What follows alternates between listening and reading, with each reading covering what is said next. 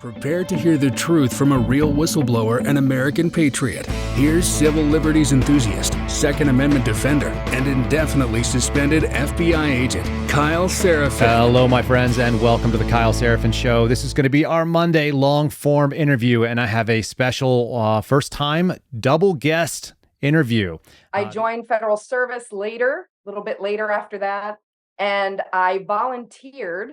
I'm sitting here only because I volunteered in 2021 when the Biden administration asked for help with the humanitarian crisis on the border. I thought this was a family reunification program. And so I raised my hand and I said, I would love to go help the kids. So I'm from Cruz, Illinois. It's a small town, south suburbs of Chicago. I joined the Marine Corps because I knew I wanted to be in the service always. I was like, I'll go to the Army. And then, one day I talked to somebody and he was like, everything about the Marine Corps. So next day I called the recruiter. Day after that I went down there.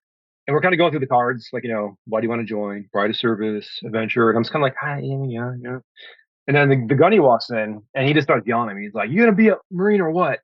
And I was like, yeah. That clicked in me and I have no idea what it was, but it was something. I went to Iraq 3 times. I was an intel guy. But then I joined the Federal Service because I wanted to, continue serving country. So I contracted for a bit and I did that with the National Ground Intelligence Center and the DIA. Went to Afghanistan 3 times, and then I finally got a job offer for DHS.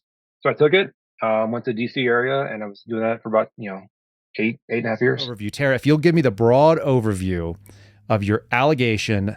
When I answered the call, I believed that this was a family reunification program. Mm-hmm. I had no idea whatsoever that one child had ever been trafficked through HHS's unaccompanied children program. I thought it was going to be just talking to kids and helping them feel comfortable and safe after their long journey. And it was just probably, I would say, about 20 days working in case management when we discovered the first instance of what I called a suspicious sponsor.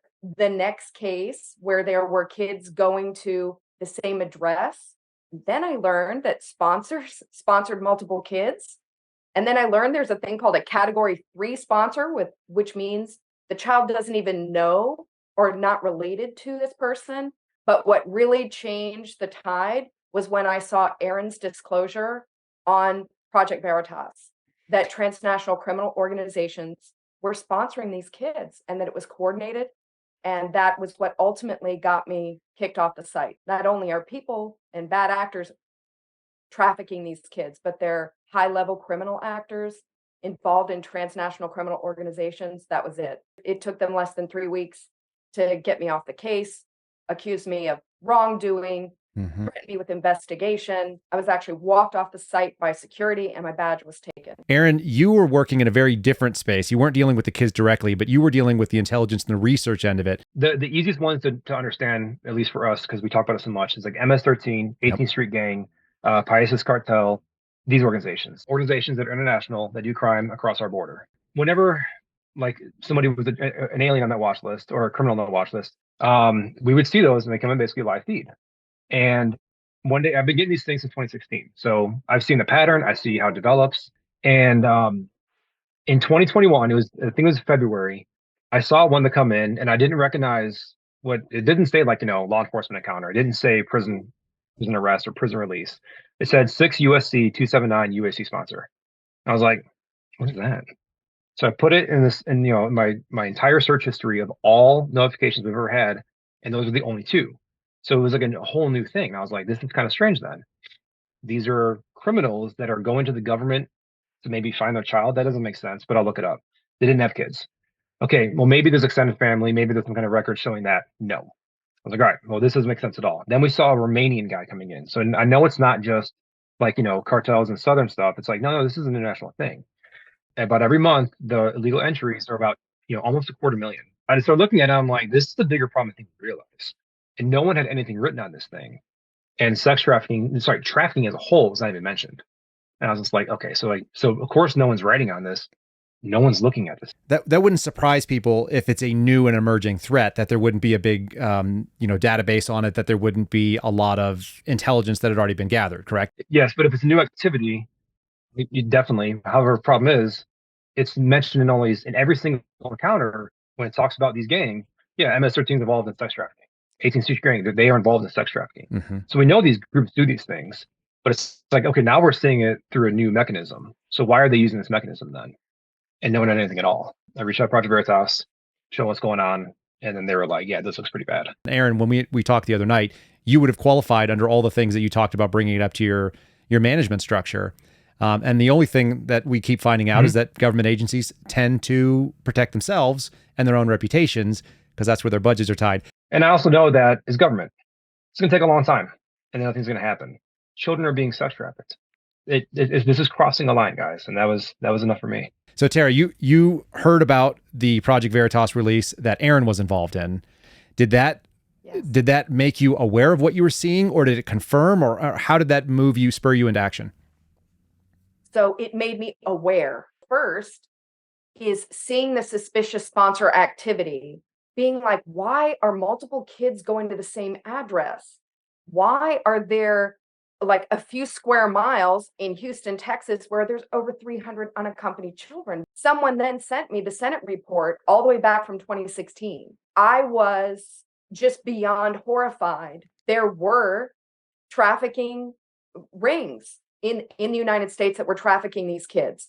And it was not new news to the federal government, and it was not news to HHS. As I read through the Senate report, realizing that all the deficiencies that the committee found then are worse now because all of their rules have been relaxed. I think people don't understand that hundreds of thousands of children have crossed the border and come into the care of the federal government.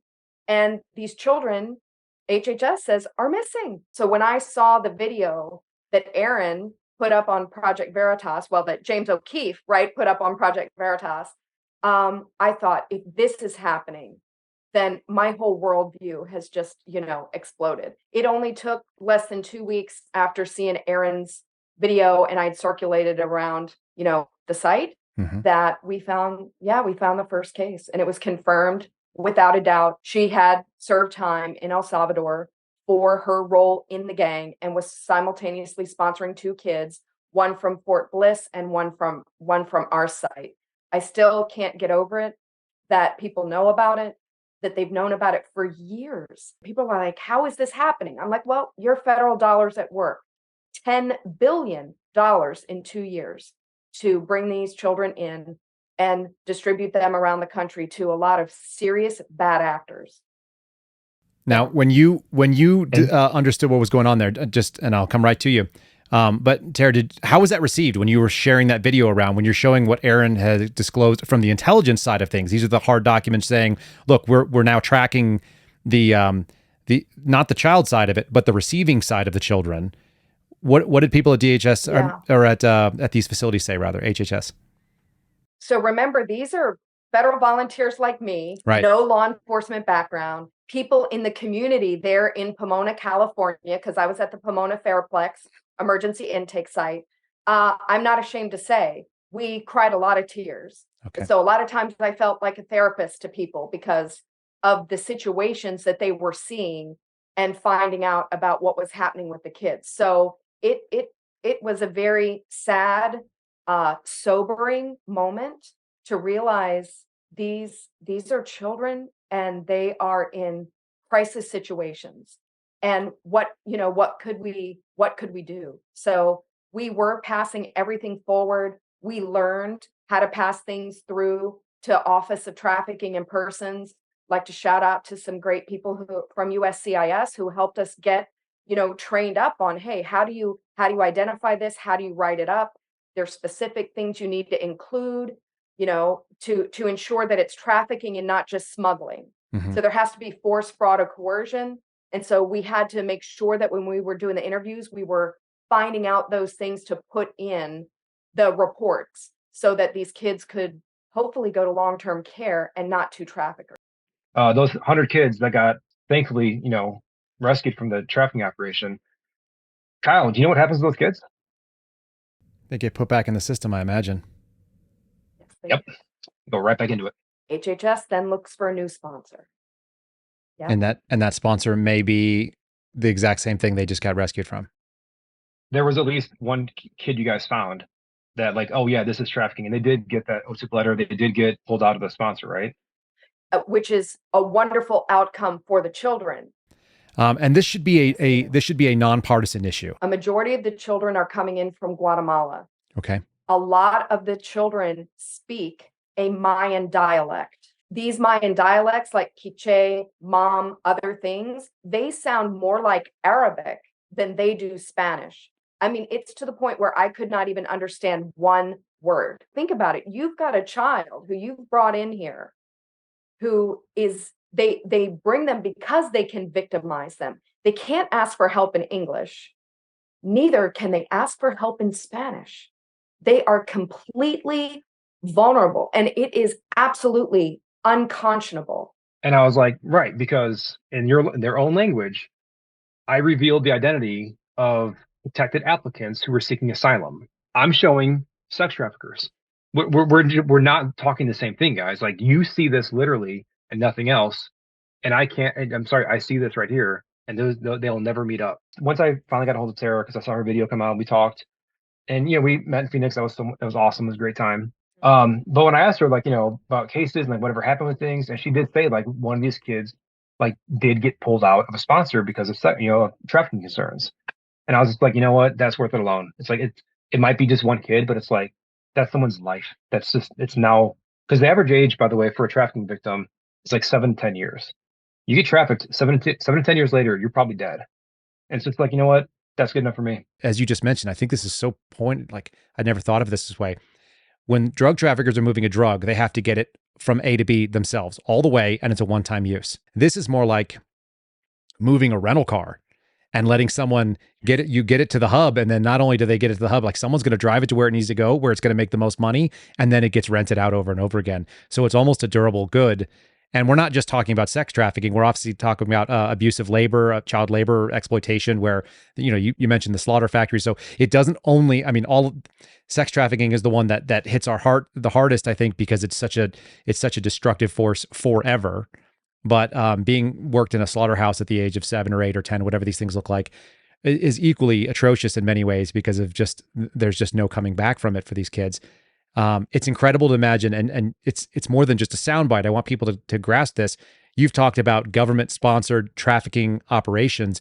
We are literally in the logistical chain of these transnational organized crime organizations. Like we're part of their business model in this case. Thanks for listening to the Kyle Seraphin Show. Be sure to follow him on Twitter and Truth @Kyle Seraphin.